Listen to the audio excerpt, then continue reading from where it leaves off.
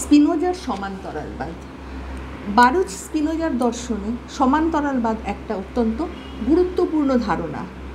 এটি মূলত মন এবং দেহের সম্পর্ককে ব্যাখ্যা করে।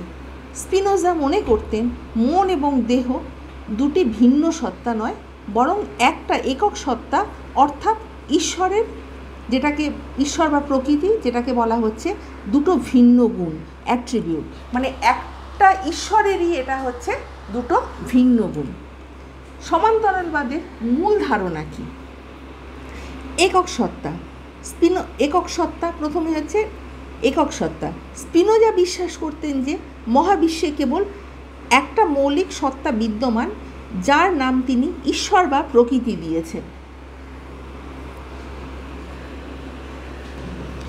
এই সত্তার অসীম সংখ্যক গুণ রয়েছে, কিন্তু আমরা মানুষ কেবল দুটো গুণ আমরা জানতে পারি। একটা হচ্ছে চিন্তা, যেটাকে ইংলিশে বলা হচ্ছে থট, আর আরেকটা হচ্ছে ব্যাপকতা, যেটা হচ্ছে এক্সটেনশন। এবারে বলবো গুণ হিসাবে মন ও দেহ। প্রথমে বলেছিলাম একক সত্তা নাম্বার 1, নাম্বার 2 হলো গুণ হিসাবে মন এবং দেহ। স্পিনোজার মতে আমাদের মন হলো ঈশ্বরের চিন্তার গুণের একটা রূপ, আর আমাদের দেহ হলো ঈশ্বরের ব্যাপকতার গুণের একটা রূপ। মন এবং দেহ আলাদাভাবে বিদ্যমান নয়, বরং একই সত্তার দুটো ভিন্ন প্রকাশ। সুতরাং এরা ঈশ্বরের দুটো ভিন্ন প্রকাশ, মন এবং দেহ। নাম্বার 3 কি বলা হচ্ছে? কোনো এদের মধ্যে কার্যকারণ সম্পর্ক নেই।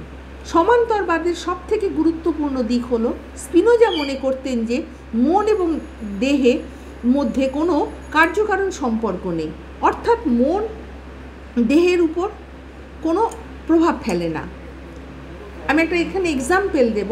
যখন আমরা কোনো কিছু চিন্তা করি, যেমন আমাদের কোনো একটা মানসিক প্রক্রিয়া হচ্ছে, তখন আমাদের মস্তিষ্কে কিছু স্নায়ুগত পরিবর্তন ঘটে, মানে আমাদের কতগুলো শারীরিক কতগুলো প্রক্রিয়া ঘটছে।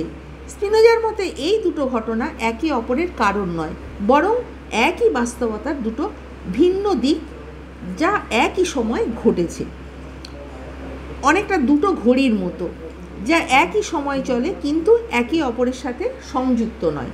নিশ্চয়ই বোঝা গেল। আর একটা এখানে আমি বলছি, উদাহরণ দিচ্ছি আরও একটু পরিষ্কারভাবে। যখন কোনো গরম পাত্র স্পর্শ করা হয় হাত সরিয়ে নেবার জন্য, মন তখন আদেশ দেয় না, বরং স্নায়ুগত সংকেত এবং চিন্তার প্রক্রিয়া দুটো একসাথে একই প্রাকৃতিক নিয়মের অধীনে ঘটে। সুতরাং বোঝা যাচ্ছে যে আমি গরম পাত্রে একটা হাত দেব, তখন কিন্তু আমাদের একটা স্নায়ুগত পরিবর্তন ঘটছে।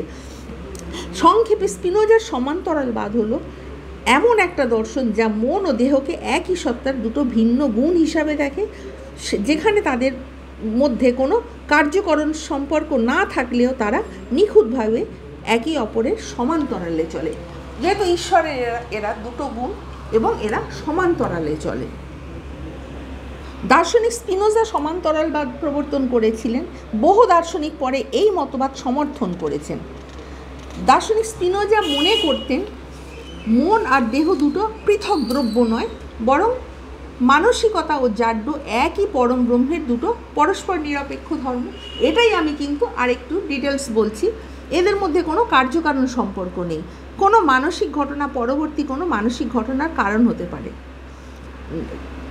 মানে যখন কোনো ইষ্টবস্তুর জ্ঞান থেকে পাবার একটা আকাঙ্ক্ষা উৎপন্ন হতে পারে, জ্ঞান ও আকাঙ্ক্ষা কারণ ও কার্য উভয় স্থলে মানসিক। আবার কোনো শারীরিক ঘটনা পরবর্তী অন্য কোনো শরীর ঘটনার কারণ হতে পারে। যেমন মস্তিষ্কের কোনো স্নায়ুকেন্দ্রে স্পন্দন হলে অঙ্গ সঞ্চালিত হতে পারে, কিন্তু এই মতে কোনো মানসিক ঘটনা পরবর্তী শারীরিক ঘটনার কারণ অথবা বিপরীত ক্রমে কার্য হতে পারে না। মানে একটা হচ্ছে আরেকটা, এটা হচ্ছে ঈশ্বরের একটা অনন্ত গুণের দুটো, এটা হচ্ছে রূপ। এক মনোবৃত্তি যেমন ক পরবর্তী মনোবৃত্তি খকে উৎপন্ন করছে, আবার ফের দেখা যাচ্ছে খ পরবর্তী মনোবৃত্তি গকে উৎপন্ন করছে। এই ক্রমে মানসিক ঘটনা প্রবাহিত হচ্ছে, একটার পর আরেকটা প্রবাহিত হচ্ছে। একটা সরল খাতে বয়ে চলে, এটা আমরা কল্পনা করতে পারি। আবার শারীরিক ঘটনাবলীর প্রবাহ অনুরূপভাবে অন্য একটা খাতে বয়ে যায়।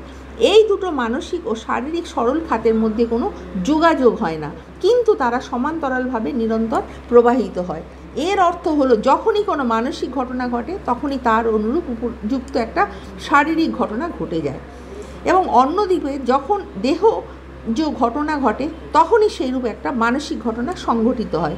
এই দুটো অসংযুক্ত সমান্তরালবাদ কখনোই তাদের সমান্তরতা হারায় না। একটা ঘটছে তাই আরেকটা ঘটছে, এদের মধ্যে যে সমান্তরতা রয়েছে সেটা কিন্তু এরা কখনো হারায় না। সমান্তরালবাদ ও ক্রিয়া প্রতিক্রিয়াবাদের মতো মন ও দেহের অত্যন্ত স্বাভাবিক নিকট সম্পর্ক অস্বীকার করে না, কেবলমাত্র ওই সম্পর্কের ব্যাখ্যা একটু স্বতন্ত্রভাবে করতে চায়। ক্রিয়া প্রতিক্রিয়াবাদ বলে যে মস্তিষ্কের কোনো স্পন্দন কারণরূপে আমার আলোকানুভূতি উৎপন্ন করে।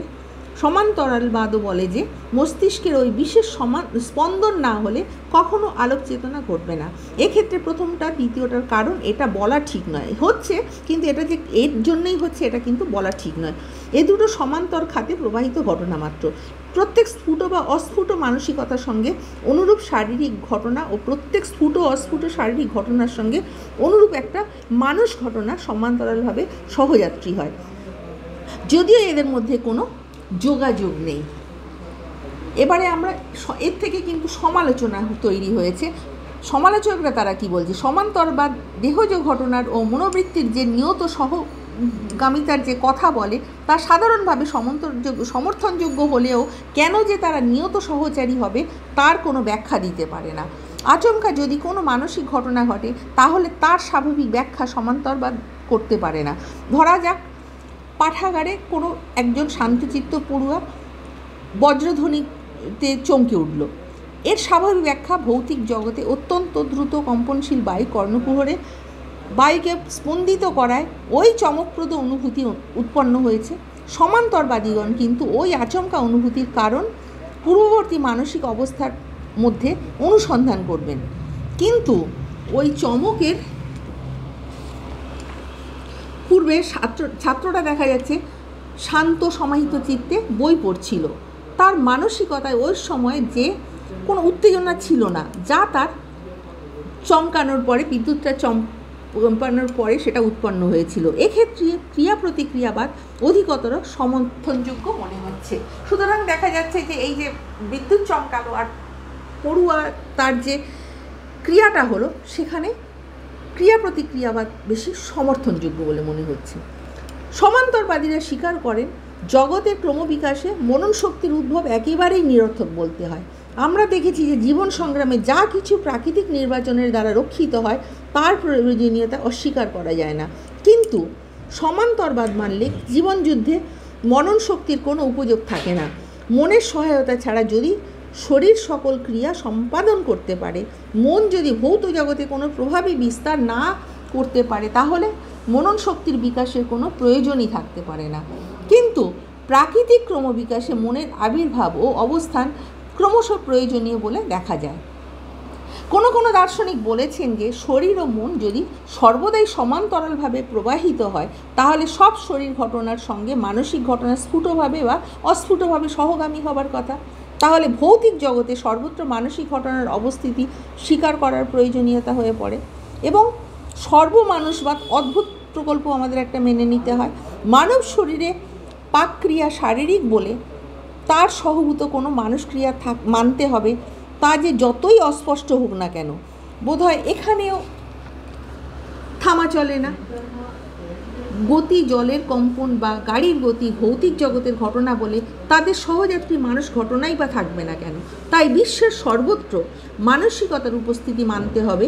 সমান্তরবাদ অসম্ভব না হলেও এই হেতু ইষ্টমত হতে পারে না। সুতরাং উপসংহারে বলা যেতে পারে যে বারুচ স্পিনোজা তিনি যেটা বলেছেন, সমান্তরবাদ হলো এমন একটা দর্শন যা মন ও দেহকে একই সত্তার দুটো ভিন্ন গুণ হিসাবে দেখে, যেখানে তাদের মধ্যে কোনো কার্যকারণ সম্পর্ক না থাকলেও তারা নিখুঁতভাবে একে অপরের সমান্তরালে চলে। আমার ভিডিও তোমাদের ভালো লাগলে লাইক, কমেন্ট, শেয়ার এবং সাবস্ক্রাইব করতে ভুলো না। নেক্সট টাইম আমি আরও একটা নতুন ভিডিও নিয়ে তোমাদের সামনে উপস্থিত হব।